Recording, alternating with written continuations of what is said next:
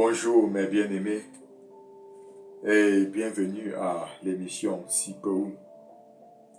Nous sommes jeudi le 7 mars 2024 et comme tous les jeudis, c'est le point sur la doctrine biblique. Est-ce que tu peux baisser la tête? Nous allons prier. Seigneur, nous te disons merci pour ce matin. Pendant que nous sommes devant toi, tu nous enseignes, Dieu nous édifie et tu bénis notre âme au nom de Jésus-Christ. Amen. Alléluia. Et la semaine dernière, par la grâce de Dieu, nous avons commencé un enseignement sur le ministère prophétique. Apporte-t-il la confusion aujourd'hui? Je bénis le nom de l'Éternel parce que nous sommes allés sur le terrain. Nous avons recueilli quelques informations qui nous poussent d'ailleurs à voir la nécessité d'apporter un éclairage biblique en ce qui concerne le message des prophètes aujourd'hui. Alléluia. Alléluia. Ma prière pour toi, c'est que tu sois édifié au nom de Jésus. C'est que tu sois édifié au nom de Jésus. Et toi, prophète, que tu sois également édifié au nom de Jésus-Christ. Alléluia. Alléluia. Cela fait que le module que nous voulons développer ce matin, c'est la doctrine des prophètes dans l'Ancien Testament et dans le Nouveau Testament. Alléluia. Alléluia. L'objectif de cet enseignement, c'est de nous amener tout simplement à comprendre le message que véhiculaient les prophètes de l'Ancien Testament et du Nouveau Testament. Et nous amener à comparer ce message au message que nous avons aujourd'hui. À comprendre si nous sommes encore dans le pas ou pas. Alléluia. Alléluia. Donc, je veux dire qu'au travers de cet enseignement, nous voulons connaître une et une seule chose, la vérité. Et pratiquer cette vérité-là. Amen. Amen. Donc, en parlant de la doctrine des prophètes dans l'Ancien Testament et du Nouveau Testament, il est important pour toi et pour moi de connaître ce qu'on entend par doctrine. Alléluia. La doctrine, c'est une expression de la foi. Cela veut dire que la doctrine est une expression de ta foi. Je veux dire que c'est même une présentation des faits qui fait l'objet de cette foi-là. Je veux en d'autres termes dire que dans la doctrine, nous voyons ce qu'on met en pratique. Alléluia. Nous voyons ce qu'on met en pratique. Pourquoi? Parce que c'est une présentation des faits qui sont l'objet de notre confiance, de notre foi.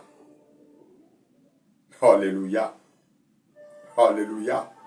Et dans l'Ancien Testament, la doctrine de Moïse et des prophètes était une révélation. Je veux dire, ils écoutaient de Dieu et ils transmettaient au peuple ce qu'ils avaient écouté. Là, c'est dans l'Ancien Testament. Et une chose nous marque également avec le Seigneur Jésus. Parce Parce que la Bible nous fait comprendre que Jésus enseignait avec autorité. Et les gens étaient frappés par sa doctrine.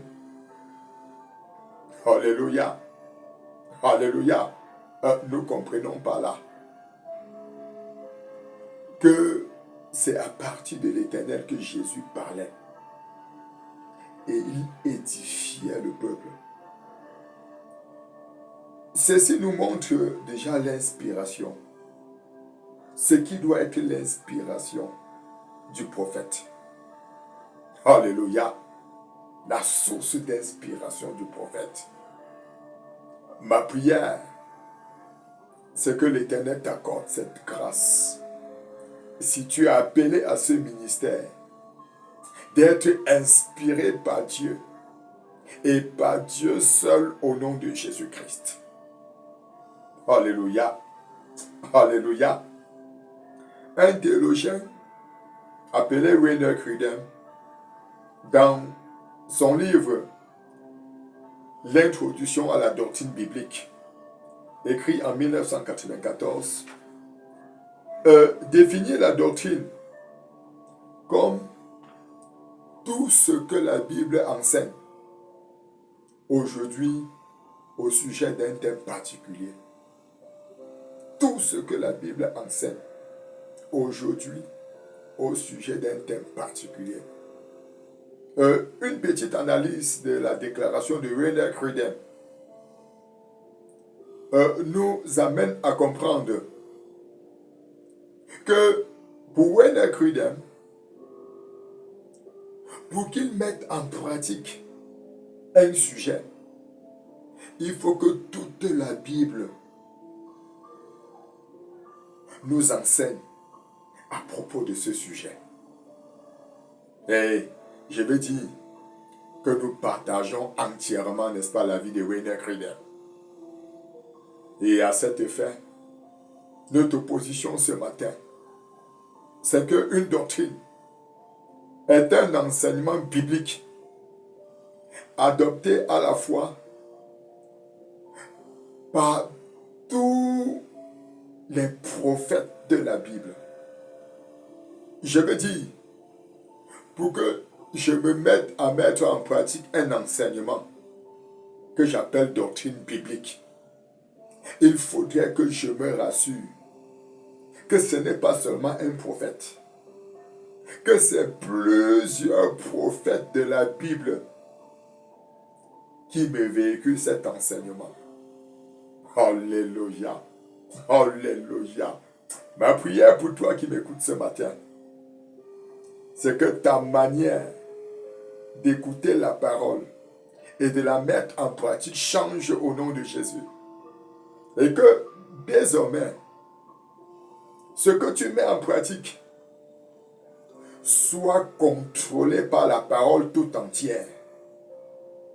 Alléluia. Alléluia. C'est la raison pour laquelle, des moments, nous devons nous comporter comme des chrétiens. Je crois que c'était les chrétiens de quelle ville là? J'ai oublié le nom de cette ville. Les chrétiens de Béret. Chaque fois qu'ils écoutaient un enseignement, ils fouillaient la parole pour voir si ce qui est dit est en accord avec toute la parole avant de la mettre en pratique. J'étais béni par leur comportement. Et ma prière, c'est que tu te comportes comme des chrétiens de Béret au nom de Jésus-Christ. Alléluia. Alléluia. Alléluia. Parlant de la doctrine des prophètes dans l'Ancien et dans le Nouveau Testament, le résultat de nos recherches nous amène à comprendre que les prophètes dans l'Ancien Testament et dans le Nouveau Testament enseignaient la doctrine du monothéisme, la doctrine de la morale, la doctrine de l'alliance, la doctrine du messianisme, la doctrine de la transcendance de Dieu, la doctrine de la figure du Messie, la doctrine de l'eschatologie et la doctrine de la religion intérieure. Ça, c'est le fruit de nos recherches bibliques et théologiques. Et ce matin, par la grâce de Dieu, nous allons voir un point. Alléluia. Le cas du monothéisme, la doctrine du monothéisme. Et nous voulons, avant de voir, n'est-ce pas, ce point-là, t'amener à comprendre que dans le Nouveau Testament, le prophète Jean-Baptiste et le Seigneur Jésus ont mis l'accent sur la repentance. Je veux dire la doctrine de la repentance. Alléluia. Alléluia. Et parlant de la doctrine du monothéisme, je veux que tu comprennes que le monothéisme est le caractère d'une religion qui n'admet que l'existence d'un seul et unique Dieu. Alléluia. Alléluia. Je comprends par là que dans l'Ancien Testament, les prophètes, dans leur enseignement, voulaient ramener le peuple à comprendre qu'il n'existe qu'un et un seul Dieu. Alléluia. Et par conséquent, le peuple ne devait pas s'attacher aux idoles. C'est la raison pour laquelle tous ces prophètes pouvaient dénoncer le péché du peuple. Ils pouvaient dénoncer le péché des rois. Ils pouvaient dénoncer le péché des sacrificateurs.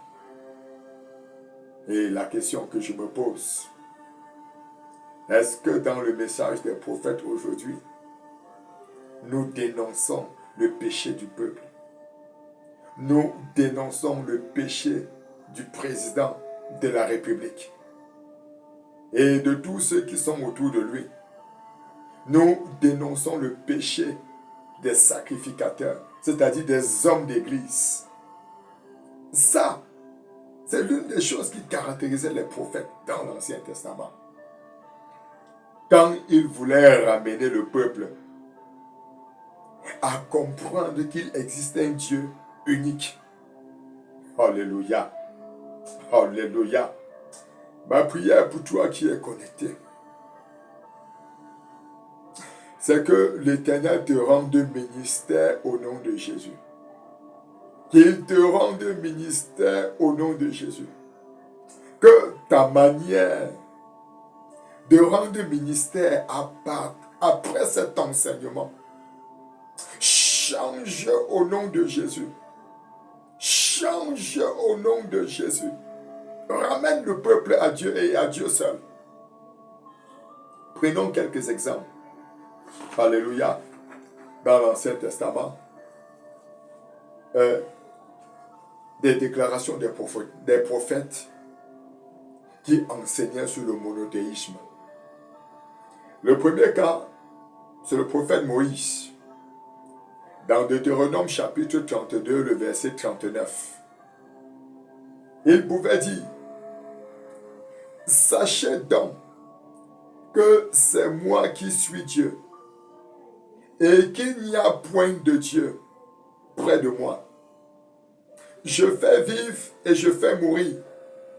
Je blesse et je guéris. Et personne ne délivre de ma main. Alléluia. Dans cette déclaration du prophète Moïse, nous pouvons comprendre clairement que l'Éternel refuse de partager sa gloire avec les idoles. Donc l'un des objectifs du prophète Moïse à cette époque, c'est d'amener le peuple à comprendre que le Dieu là refuse de partager sa gloire avec les idoles. Ma prière pour toi qui est connecté à cette chaîne, c'est que dans ton message, en tant que serviteur de Dieu, que tu ramènes le peuple à servir Dieu et Dieu seul au nom de Jésus-Christ. Prenons le cas du prophète Ésaïe. Dans Ésaïe chapitre 43, le verset 10, il dit ceci: Vous êtes mes témoins, dit l'Éternel, vous et mon serviteur que j'ai choisi, afin que vous le sachiez et que vous me croyez et compreniez que c'est moi. Avant moi, il n'a point été formé de Dieu. Et après moi, il n'y en aura point. Alléluia. Dans cette déclaration du prophète Ésaïe, nous pouvons également comprendre que le peuple, chaque fois que le prophète devait intervenir, n'avait pas autre choix que de se confier à Dieu. N'avait pas autre choix que de retourner vers Dieu. N'avait pas autre choix que d'être ramené entièrement à Dieu. Alléluia. Alléluia. Prenons le cas également du prophète Jérémie.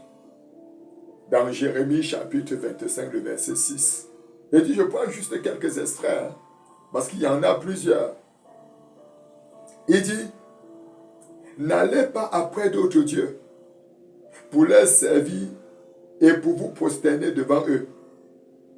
Ne m'irritez pas par l'ouvrage de vos mains et je ne vous ferai aucun mal. Tu comprends que Jérémie ici dénonce l'idolâtrie du peuple.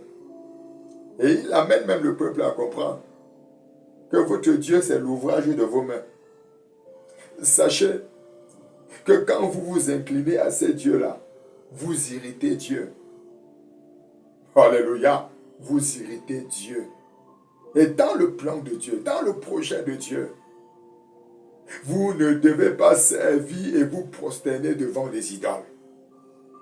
Donc le but de Jérémie était d'amener le peuple à abandonner complètement les idoles et à ramener le cœur vers Dieu. Alléluia. Prenons encore quel exemple? L'exemple du prophète Samuel.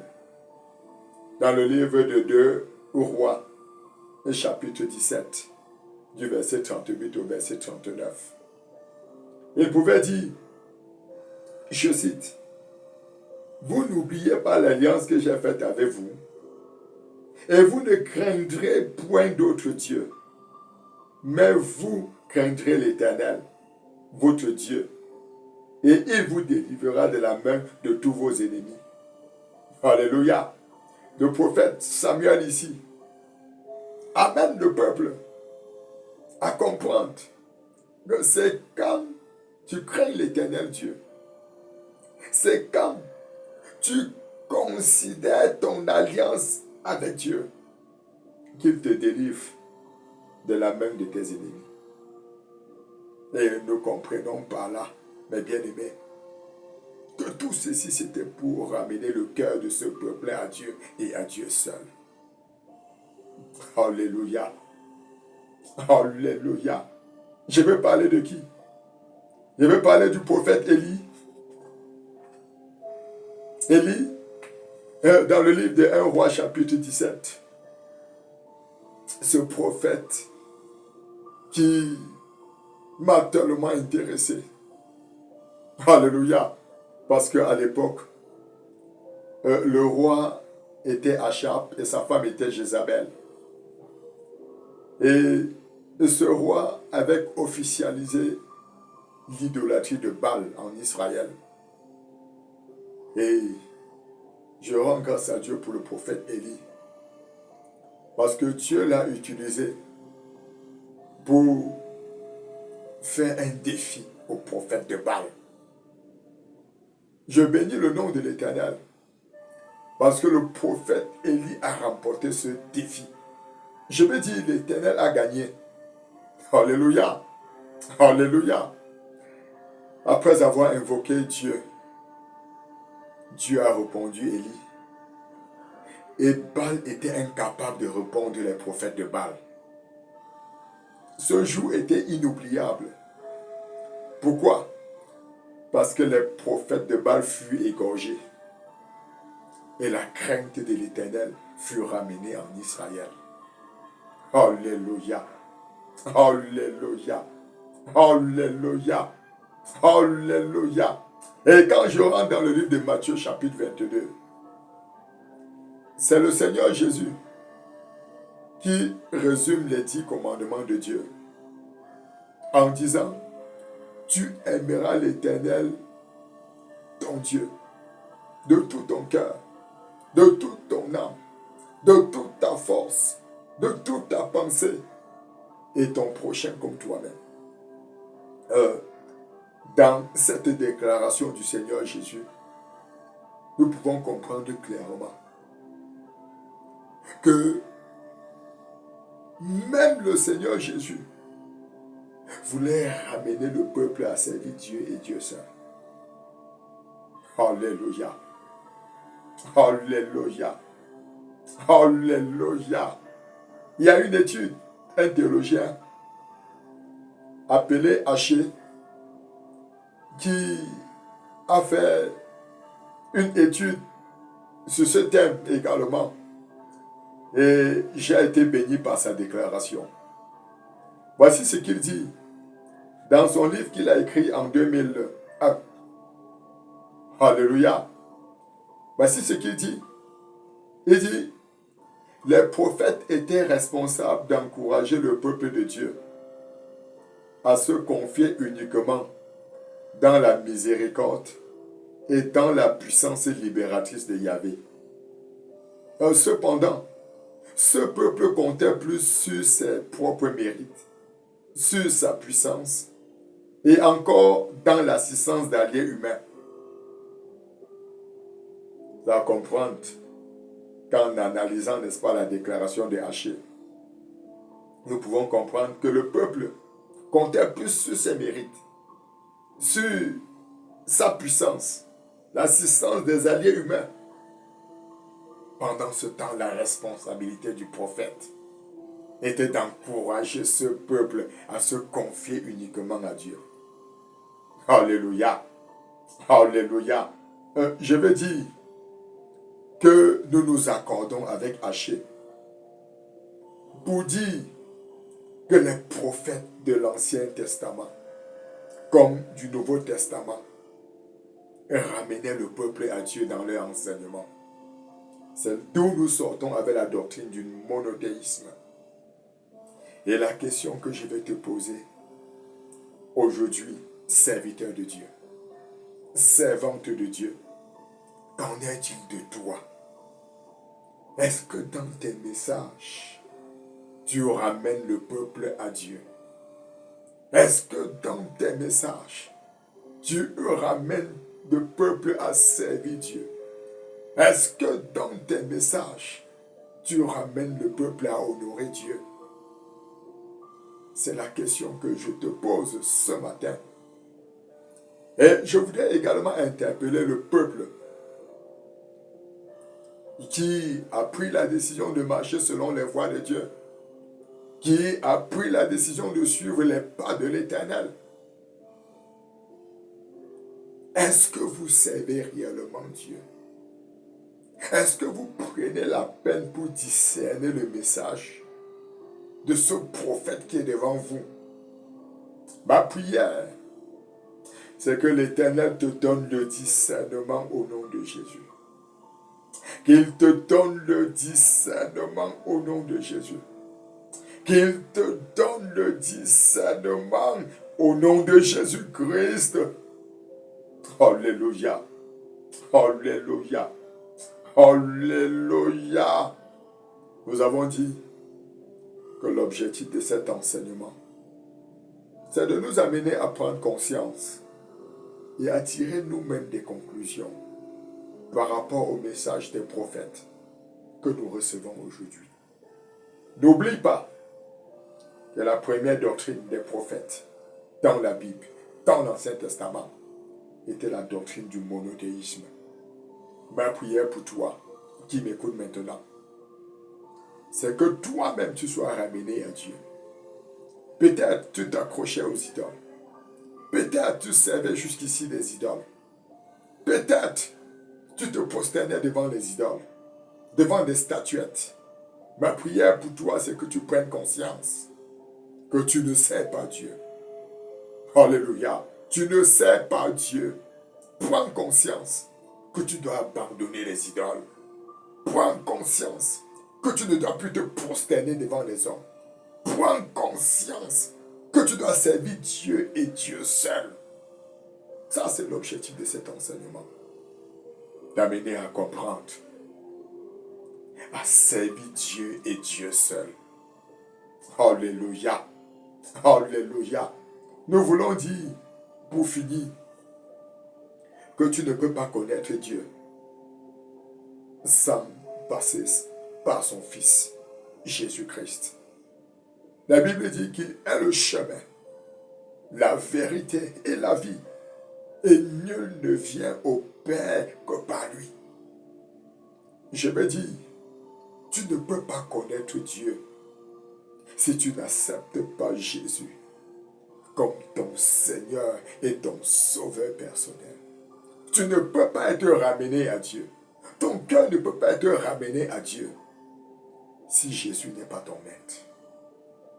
Ma prière pour toi, pendant que tu reçois ce message sur la doctrine des prophètes dans l'Ancien Testament et dans le Nouveau Testament, c'est que tu prennes conscience que Jésus est l'unique chemin qui mène à Dieu. Et que tu tiennes sa main, que tu prennes l'engagement de le suivre de tout ton cœur. Et qu'à partir d'aujourd'hui, que la parole de Dieu soit le code de fonctionnement de ta vie au nom de Jésus-Christ. Alléluia. Alléluia. Pendant que tu es connecté à ce message, l'Éternel te bénit au nom de Jésus. L'Éternel te donne la connaissance que tu as besoin pour ton épanouissement au nom de Jésus. L'Éternel rencontre tes besoins. Il rencontre les besoins de ta famille. Au nom de Jésus. Au nom de Jésus. Pendant que tu retournes à l'Éternel, de tout ton cœur, de toute ton âme, de toute ta force, de toute ta pensée, que l'Éternel prouve qu'il est ton Dieu. Et qu'en cette saison, il te visite particulièrement au nom de Jésus. Et il te visite particulièrement au nom de Jésus-Christ. Alléluia. Alléluia. Merci Seigneur, parce que tu es fidèle. Tu nous écoutes et tu nous exauces au nom de Jésus. Au nom de Jésus. Au nom de Jésus-Christ. Alléluia. Alléluia. Écoute mon bien-aimé, je sais que tu es béni. Je veux t'encourager. Après avoir reçu ce message, écoute attentivement. Mets en pratique la parole et partage. N'oublie pas de faire un commentaire pour nous encourager à produire davantage de vidéos. Alléluia. Alléluia. Nous disons rendez-vous lundi prochain de 5 à 5h30 à la montagne de restauration. Alléluia. Pendant que nous continuons toujours à réfléchir sur le message des prophètes dans l'Ancien et dans le Nouveau Testament. Écoute mon bien-aimé, je vais te laisser maintenant et te dire certainement à bientôt par la grâce de l'Éternel. Shalom.